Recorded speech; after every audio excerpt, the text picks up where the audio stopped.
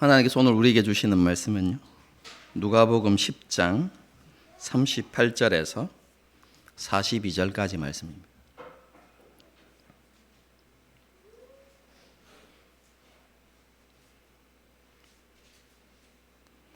누가복음 10장 38절에서 42절까지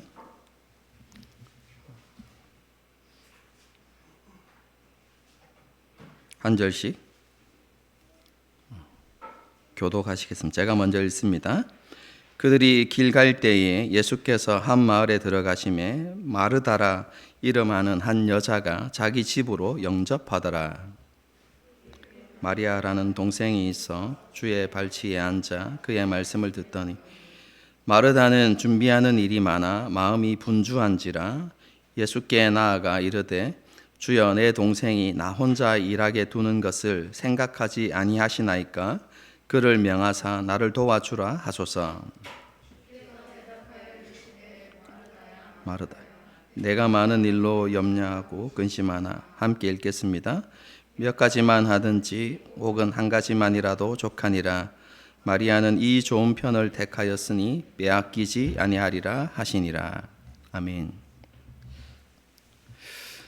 갈릴리 지역에서 사역하시던 예수님께서 이제 자신이 아버지께로 돌아가셔야 할 때가 이르렀다는 것을 아시고 예루살렘으로 올라가시기로 굳게 결심하셨습니다.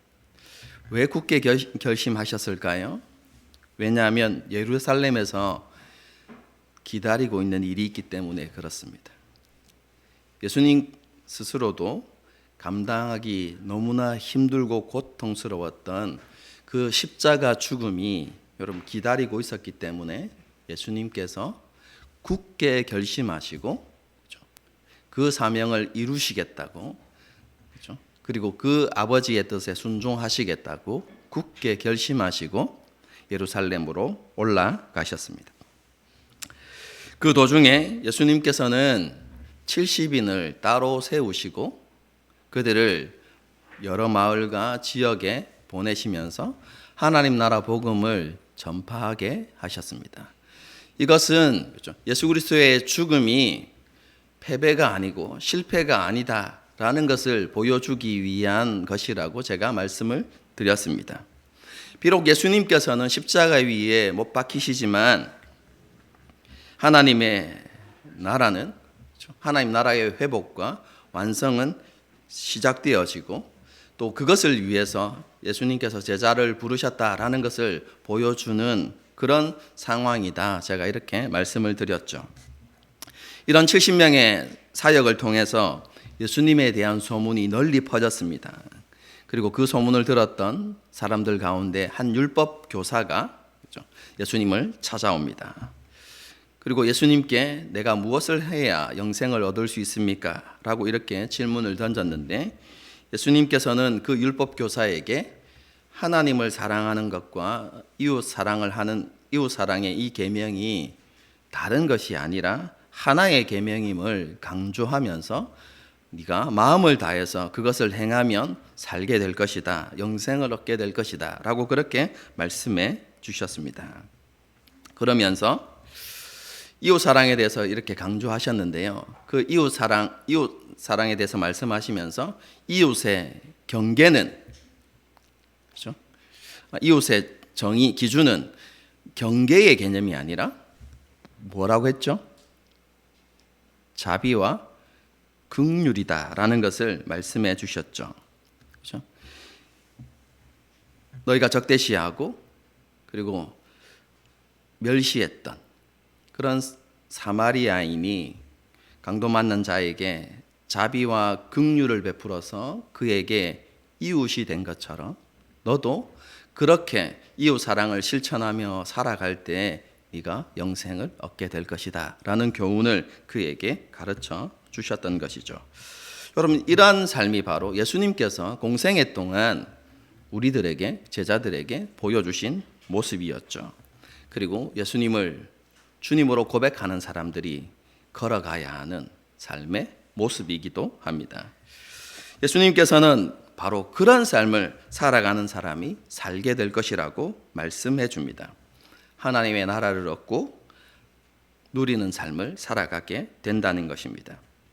왕이시며 주권자이신 하나님의 통치와 돌보심 아래서 살아가는 그런 은혜를 누리게 된다는 것이죠. 올 한 해 하나님 사랑, 이웃 사랑을 잘 실천함으로 우리가 그죠, 저와 여러분이 하나님의 나라를 얻고 그죠, 이미 얻었지만 또 그 얻은 하나님의 나라를 누리며 살아가는 그런 복이 있기를 주님의 이름으로 축복합니다. 율법 교사의 만남 이후에 예수님께서 다시 예루살렘으로 이렇게 올라가시는 길이었습니다. 38절을 보면 그죠, 그들이 길 갈 때에 이렇게 표현하고 있죠.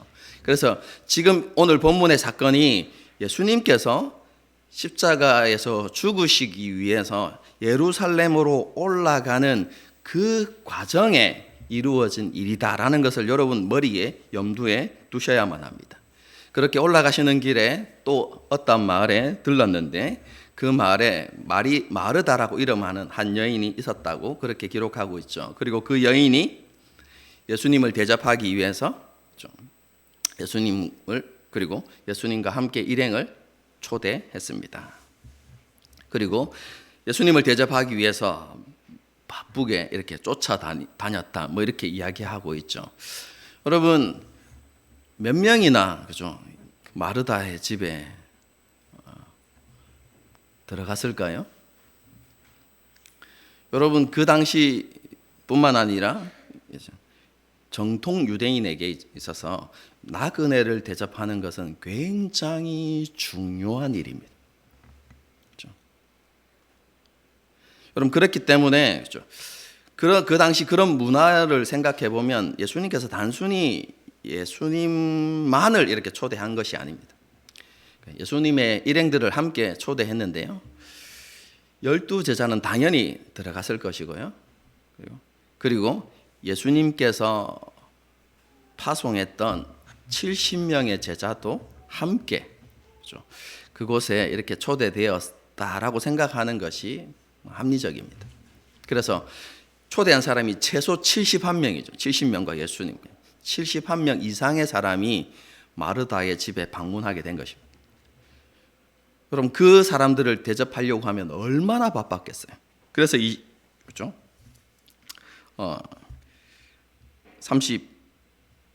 40절의 말씀을 보게 되어지면 뭐라고 되어 있습니까? 마르다는 준비하는 일이 많아 마음이 분주했다 이렇게 기록하고 있죠. 그래서 어떻게 합니까? 예수님의 발치에 앉아 있는 동생 마리아를 보고 그렇죠? 예수님께 나아가죠. 그리고 예수님께 이렇게 말씀합니다. 너무 바쁩니다. 그래서 제 동생 보고 좀 도와주라고 말씀 좀 해주십시오. 이렇게 이야기를 하죠. 그러자 예수님께서 그죠, 마르다에게 너는 너무 많은 일로 염려하고 근심하고 있구나. 그죠? 그러면서 몇 가지 혹은 한 가지만이라도 괜찮다라고 말씀하시면서 이해할 수 없는 그죠? 이해하기 어려운 이야기를 하십니다. 마리아는 이 좋은 편을 택했기 때문에 빼앗기지 않을 것이다. 이렇게 말씀하시죠.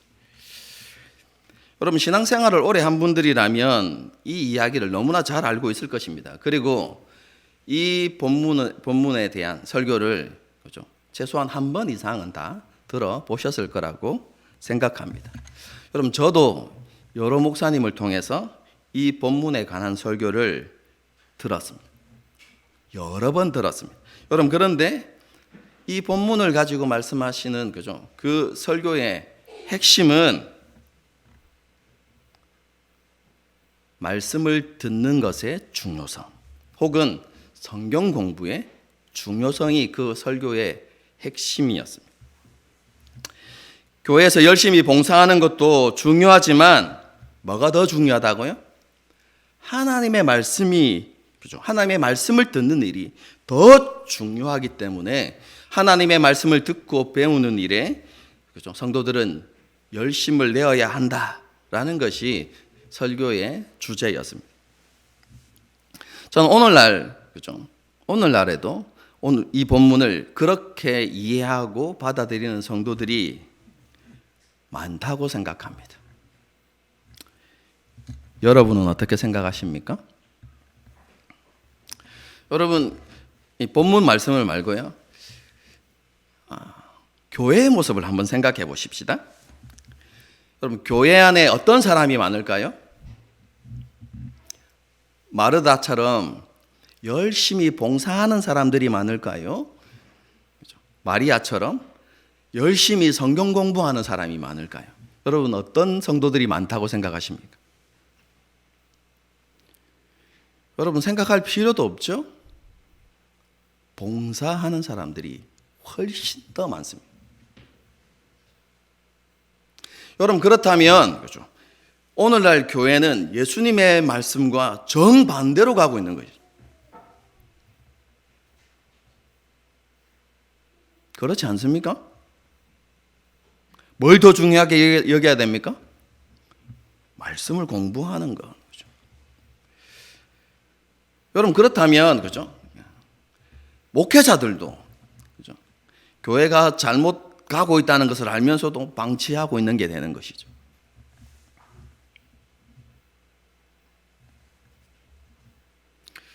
아니면 알지만, 그죠? 어쩔 수 없는 현실과 상황 앞에서 타협하는 것이 되는 것이죠. 그렇지 않습니까?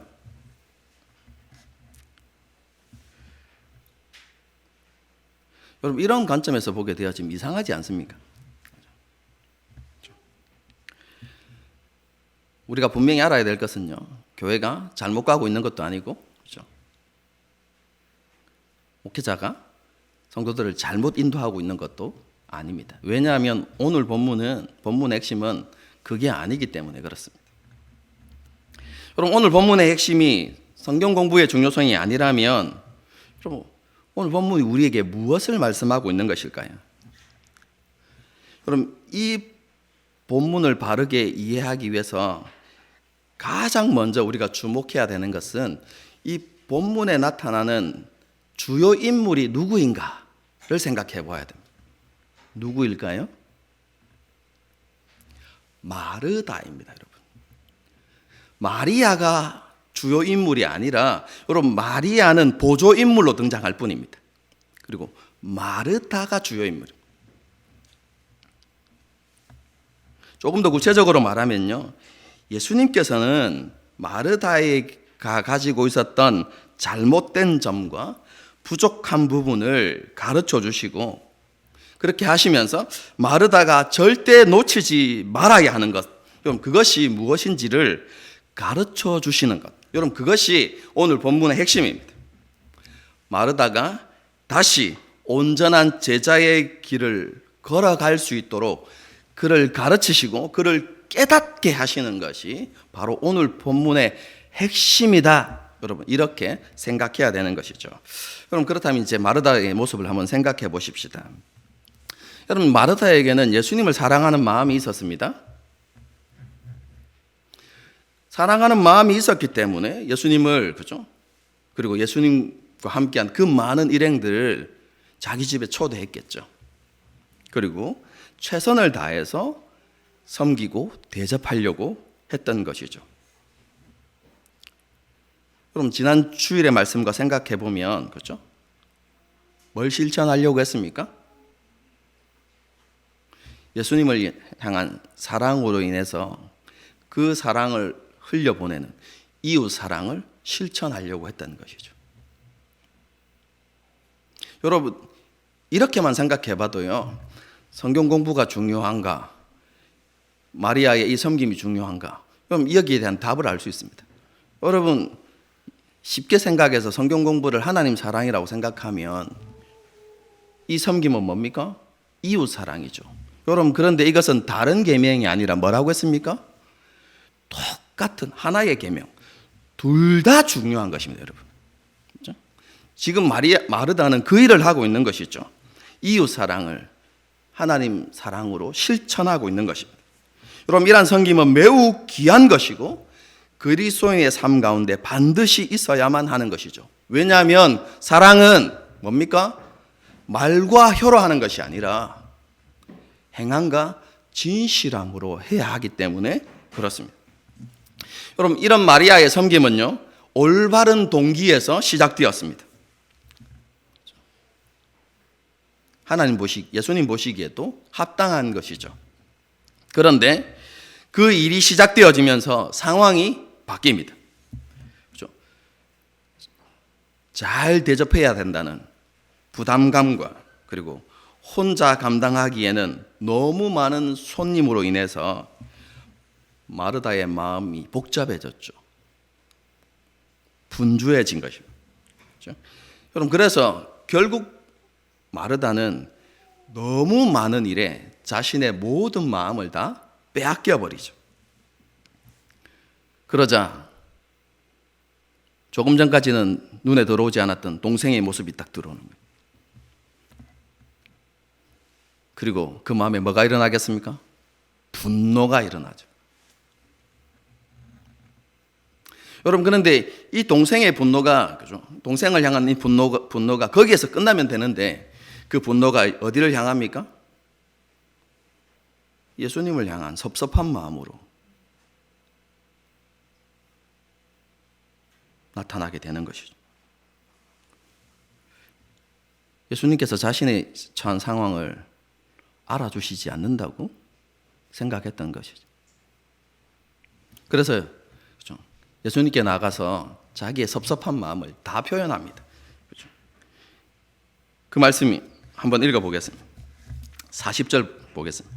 마르다는 준비하는 일이 많아 마음이 분주한 예수께 나아가 이르되 주여 내 동생이 나 혼자 일하게 두는 것을 생각하지 아니하시나이까. 그를 명하사 나를 도와주라 하소서. 풀어서 설명하면 이렇습니다. 예수님, 지금 너무 바쁩니다. 일손이 부족합니다. 그래서 예수님께서 제게 해주셔야 하는 일이 한 가지 있습니다. 그게 뭐냐면 동생에게 나를 도와주라고 명하는 것입니다. 지금 상황을 알면서도 손가락 하나 까딱하지 않고 있는 제 동생에게 예수님께서 가서 언니를 도와주라고 그렇게 말씀 좀 해주십시오.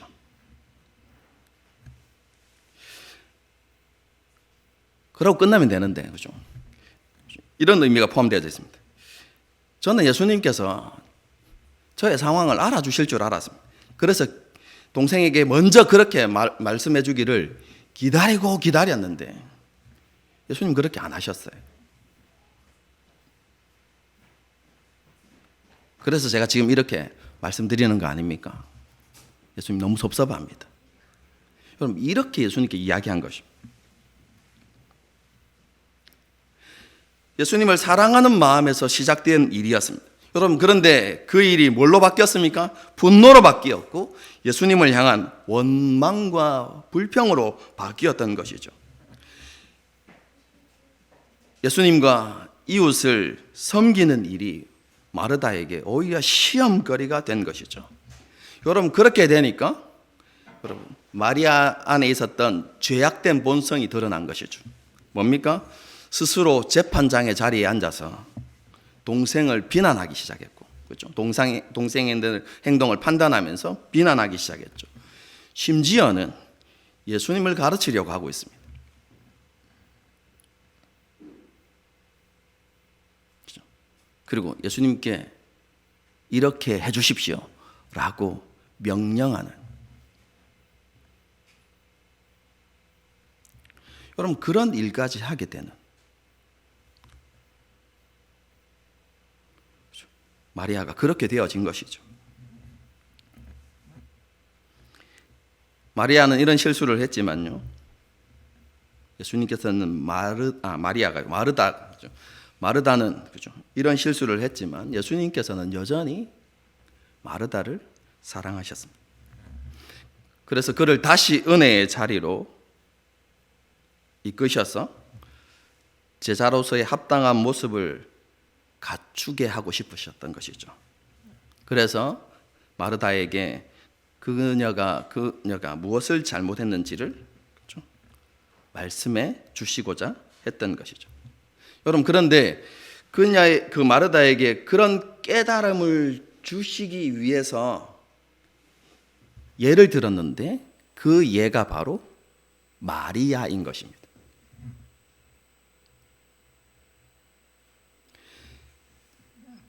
우리가 한 가지 기억해야 될 것은요, 오늘 본문에서 예수님께서 그렇죠?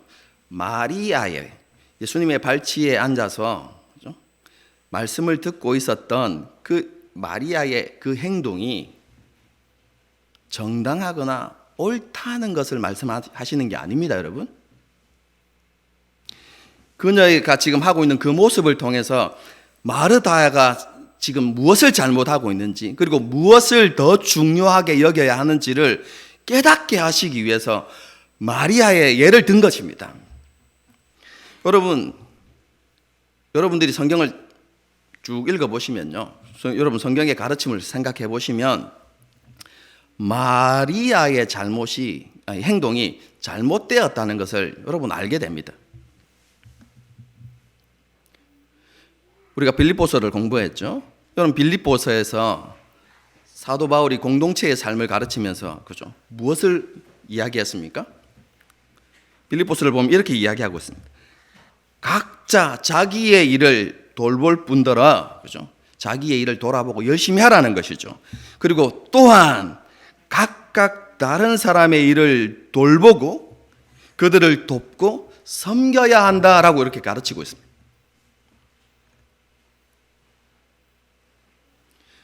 여러분, 이 말씀에 의하면 그죠?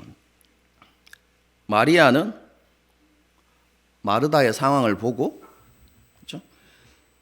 그리고 그 너무나 바쁜 그런 상황들을 보고 마르다를 도와야 했던 것이죠. 여러분, 그게 합당합니다. 여러분, 더군다나 여러분 자기 집에 온 손님 아닙니까, 여러분? 그렇지 않습니까? 그렇기 때문에 언니 마르다를 도와서 함께 일하는 것은 지극히 당연한 일이죠.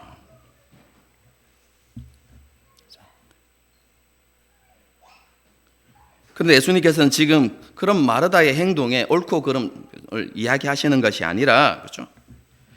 말씀을 듣기 위해 예수님의 발치에 있었던 마리아의 모습을 통해서 마르다에게 어떤 가르침을 주고자 하시는 것이죠.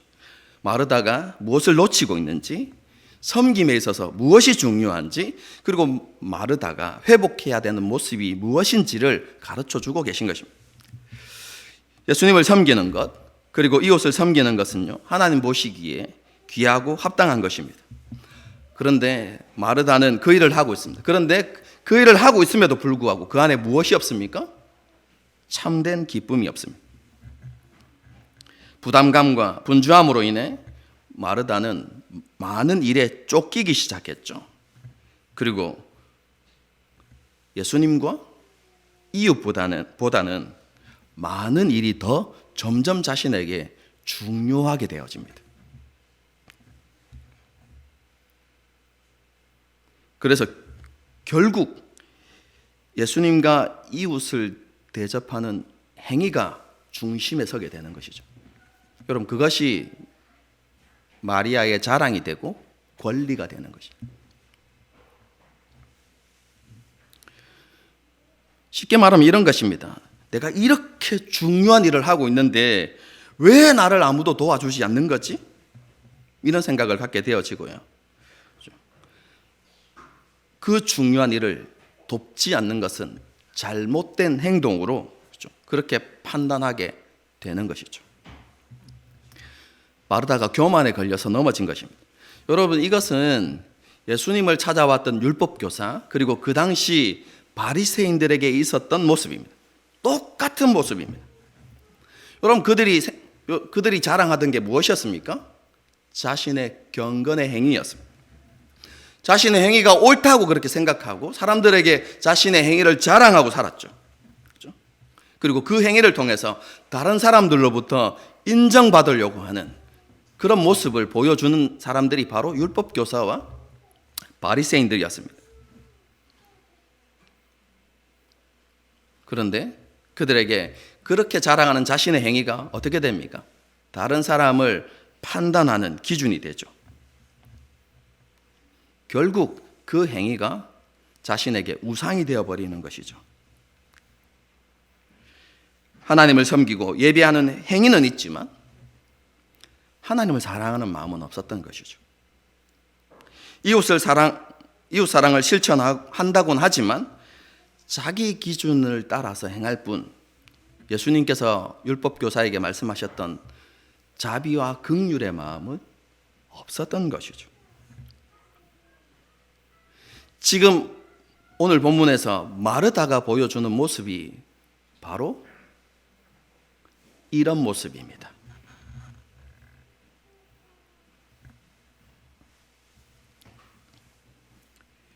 이런 마르다에게 예수님께서 이렇게 말씀하십니다. 41절 42절입니다. 제가 읽어드리겠습니다. 예수께서 대답하여 이르시되 마르다야 마르다야 내가 많은 일로 염려하고 근심하나 몇 가지만 하든지 혹은 한 가지만이라도 족하니라. 마리아는 이 좋은 편을 택하였으니 빼앗기지 아니하리라 하시니라. 이 말씀을 좀 쉽게 풀어서 말씀드리겠습니다. 예수님의 말씀은요, 마르다가 많은 일로 염려하고 근심하고 있고 그로 인해서 가장 중요한 것을 놓치고 있다는 것입니다. 아까 제가 기억하고 있으라고 한 게 있죠. 예수님은 지금 어디를 향하고 가고 계신 상황입니까? 아버지께서 주신 사명을 이루기 위해서 예루살렘으로 올라가고 계십니다. 예수님께서는 자신의 때가 얼마 남지 않았다는 것을 아셨기 때문에 예수님께 가장 중요한 문제는 하나님의 나라를 전파하고 사람들로 하여금 그 하나님의 나라를 얻기에 합당한 사람으로 준비시키는 것. 여러분, 그것이 예수님께 가장 중요한 일이었습니다. 여러분, 그래서 바삐 올라가시는 길이었지만 70인을 따로 세우시고 그들을 선포하셔서 그들을 여러 마을과 여러 지역에 보내셔서 하나님의 나라를 선포하게 하셨던 것이죠. 여러분, 예수님께는요, 무엇을 마실까, 무엇을 먹을까, 여러분, 그것은 크게 중요한 문제가 아니었습니다. 그렇기 때문에 마리아가, 그죠, 많은 음식을 준비하지 않아도 여러분 아무런 상관이 없었던 것이죠.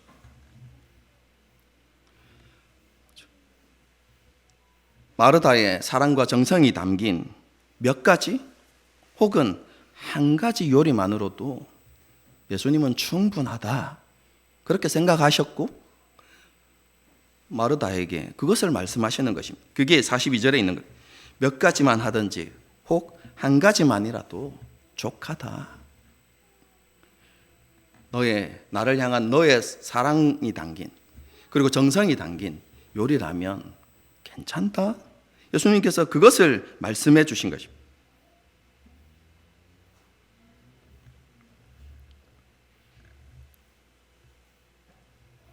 그러면서 마리아에게 말씀하신 너도 무엇을 마실까? 무엇을 먹을까? 그것에 대해서 너무 염려하거나 근심하지 말아라. 네가 그것보다 더 우선적으로 관심을 가져야 하는 것이 있다. 그리고 열심을 내야 하는 것이 있다. 라고 말씀하시는 것이죠. 여러분, 그것이 무엇입니까? 하나님의 나라를 얻고 소유하는 것입니다.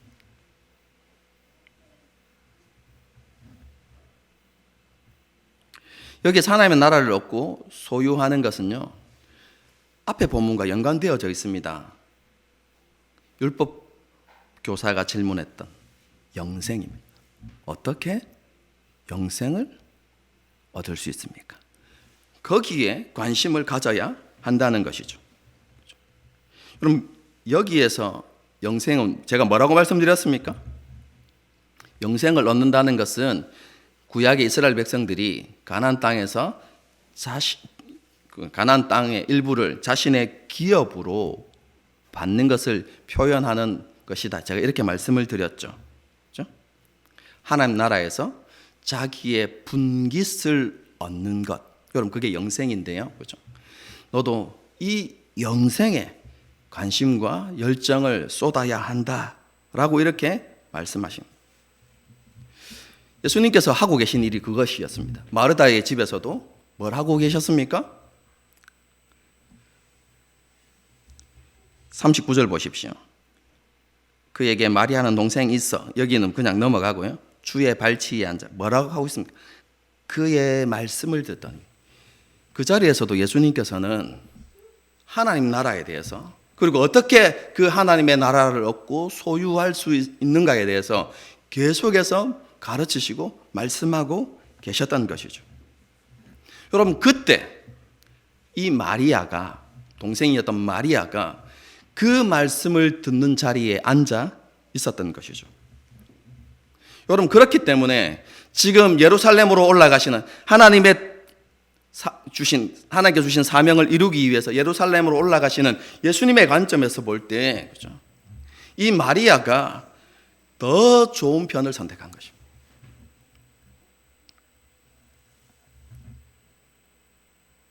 여기에서 이 좋은 편이라는, 여러분 이 표현을 좀 잘 이해해야 되는데요. 더 정확하게 해석하면 가장 좋은 분깃이라는 의미입니다. 그래서 예수님께서는 지금 마리아에게 이렇게 말씀하시는 거예요. 네 동생이 가장 좋은 분깃을 얻는 자리에 있다라고 이렇게 이야기해요.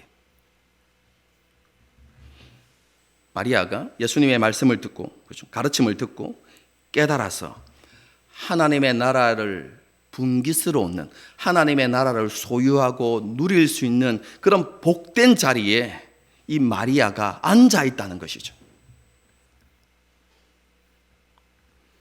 그렇기 때문에 너의 요구처럼 이 마리아가 이 자리를 떠나서 너를 도와야 하는 것이 아니라, 예수님의 관점에서는 마르다가 그 일을 빨리 끝내고 어디에 와야 된다는 말입니까?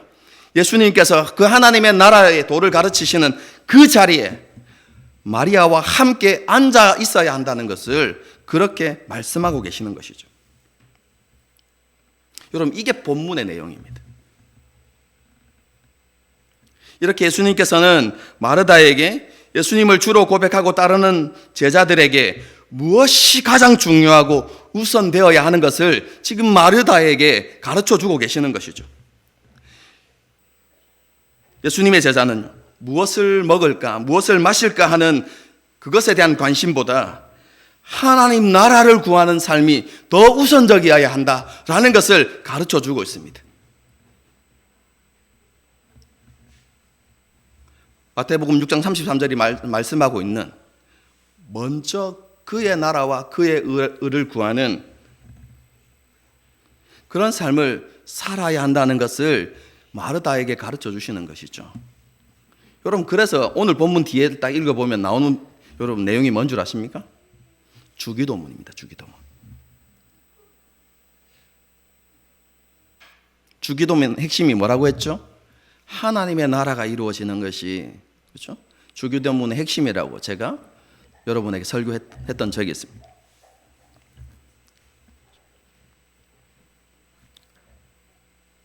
모든 그리스도인은, 예수님을 주님으로 고백하는 제자들은 먼저 그의 나라와 그의 의를 구하는 삶을 살아야 한다는 것이죠. 여러분 그것이 마르다에게 예수님께서 가르치신 핵심이고, 또한 우리가 따르고 순종해야 하는 가르침이기도 합니다. 그럼 삶에서 우선순위가 잘못 세워지면요, 제자의 삶을 살아가기 어렵습니다. 바른 우선순위가 세워지지 않으면 우리는 늘 그렇듯이 급한 일이나 많은 일에 쫓기는 삶을 살아가게 됩니다. 그렇게 되어지면, 그렇죠, 우리는 일이 우리에게 우상이 되어지고, 혹은 우리가 세운 목표가 우리의 우상이 되어지는 것이죠. 쉽게 이야기하면 우리는 오늘 본문에 나타나는 마리아와 같은 모습으로 세상을 살게 된다는 것입니다. 스스로 주권자의 자리에 앉아서 혹은 스스로 재판장의 자리에 앉아서 교만한 삶을 살아가게 된다는 것이죠. 여러분, 우리가 이런 위험에서 벗어나서 바른 우선순위를 세우고 참된 제자의 삶을 살아가려면 여러분 어떻게 해야 될까요? 오늘 본문에서 예수님께서 말씀하신 것처럼 마리아처럼 가장 좋은 분깃을 선택하는 삶을 살아야만 합니다. 제가 조금 전에 말씀드렸던 것처럼 가장 좋은 분깃은 하나님 나라를 기업으로 얻고 누리는 것이다, 이렇게 제가 말씀을 드렸는데요. 이걸 조금 더 포괄적으로 이야기하면 가장 좋은 분깃이 무엇이냐면 하나님을 얻는 것을 이야기합니다. 이게 시편 72편에 나오는 내용인데요. 조금 더 구체적으로 이야기하면 하나님을 가까이 하는 복을 누리는 것, 그것을 이야기하는 것입니다. 마리아를 생각해 보면 되죠. 마리아가 어떤 자리에 있었습니까? 예수님을 가까이 하는 자리에 있었죠. 그럼 그 가까이 하는 자에게 주어진 은혜가 무엇이었습니까?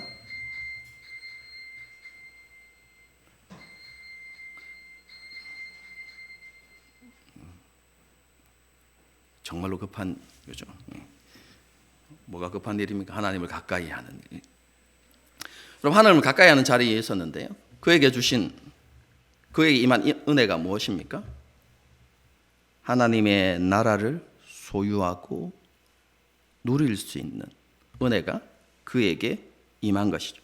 다르게 이야기하면 마리아가 하나님의 통치와 보호하심 안에 들어가서 그 은혜를 누리며 살아가는, 여러분 그 길로 나아갈 수 있게 되는 그런 은혜가 열리게 된 것이죠.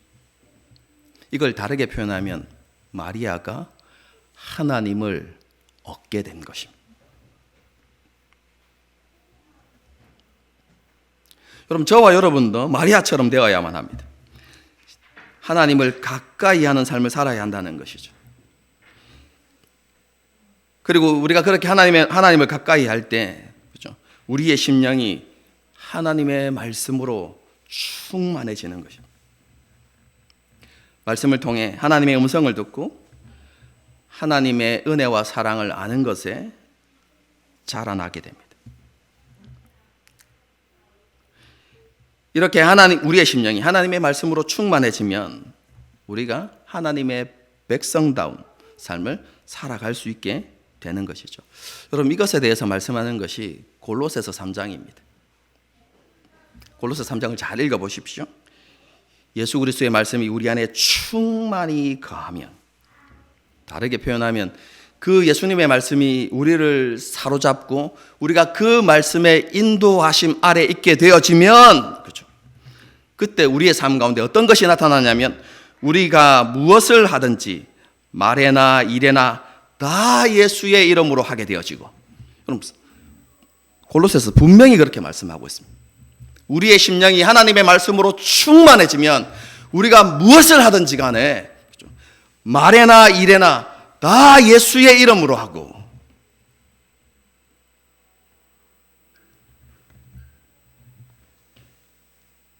그뿐만 아니라 하나님께 온전한 감사를 드리는 삶을 살게 된다.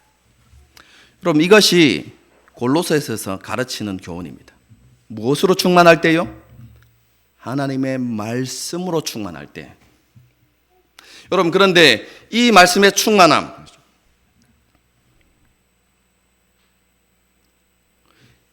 어떤 자에게 주어지는 은혜입니까?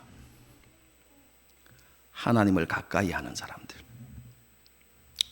하나님을 가까이 하기 위해서 힘쓰는 사람들, 그럼 그런 사람들에게 말씀의 충만한 은혜가 부어지고 그 말씀이 우리를 인도하게 되어져서 우리 안에 무너졌던 우선순위가 바로 세워지고, 그래서 먼저 그의 나라와 그의 의를 구하는 삶을 살게 된다는 것을 말씀해 주시는 것이죠. 오늘 본문이 우리에게 주는 핵심 교훈입니다. 여러분 기억하십시다. 하나님을 가까이 하는 이 은혜의 자리 없이 많은 일을 하고 세상의 삶을 살아가는 것은 극히 위험한 일입니다. 우리를 오늘 본문에 나타나는 마르다의 모습으로 우리를 변질시켜 가기 때문에 그렇습니다. 우리를 스스로 허무는 행위입니다. 우리가 이것을 다시 한번 기억하면서요, 하나님을 가까이 하는 자리의 중요성을 다시 한번 생각하고 올 한 해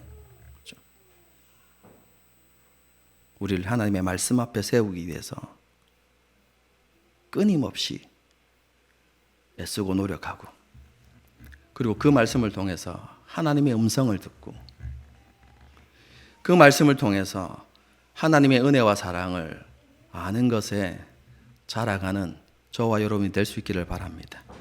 그래서 그 말씀에 이끌림 받아서 예수님께서 요구하셨던 참 제자의 삶, 먼저 그의 나라와 그의 의를 구하는 삶을 살아가게 되는 저와 여러분이 될 수 있기를 주님의 이름으로 축복합니다. 함께 찬양하고 이렇게 기도하는 시간을 갖도록 하겠습니다.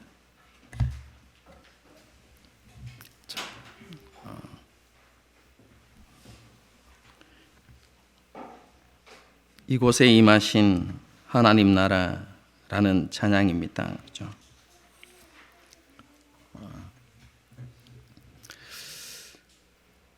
우리가 정말로 하나님의 말씀에 한번 순종해서 말씀의 능력을 우리가 경험해 볼 수 있었으면 좋겠습니다. 하나님 분명히 약속하셨습니다. 먼저 그의 나라와 그의 의를 구하는 자들에게 이 모든 것을 더하신다고 그렇게 말씀하셨습니다. 여러분 이걸 이렇게 표현하기도 합니다. 하나님을 찾고 구하는 자에게 하나님께서는 자신을 우리에게 선물로 주신대.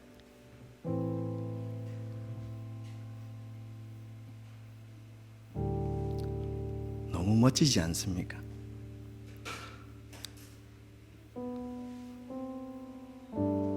하나님께서 자신과 모든 것을 우리에게 주신다는 의미이죠. 그렇죠? 하나님, 머리로만 이해하는 신앙이 아니라 순종해서 말씀을 경험하고 아는 신앙으로 자라가게 해주십시오. 정말로 하나님의 나라를 먼저 구하는 삶을 통해서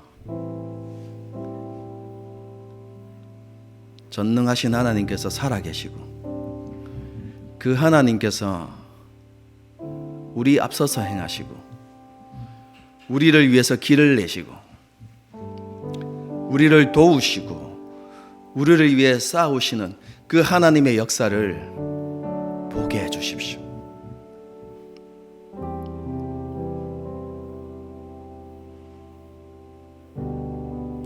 아브라함과 이삭과 야곱과 모세와 여호수아와 다윗의 삶 가운데 살아서 역사하셨던 그 하나님의 손길을 내 삶을 통해서 목도하는 은혜를 주십시오. 여러분 그런 소망들을 우리가 좀 품었으면 좋겠어요. 하나님의 손이 짧아진 것이 아닙니다. 우리의 죄악이, 우리의 믿음 없음이 하나님과 우리 사이를 갈라놓은 것입니다. 하나님의 능력이 줄어든 것이 아니라 우리의 마음이 좁아진 것입니다.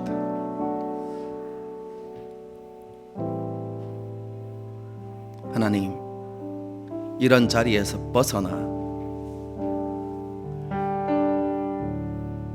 다시 한번 가장 좋은 분깃을 선택하는 우리가 되게 해주십시오.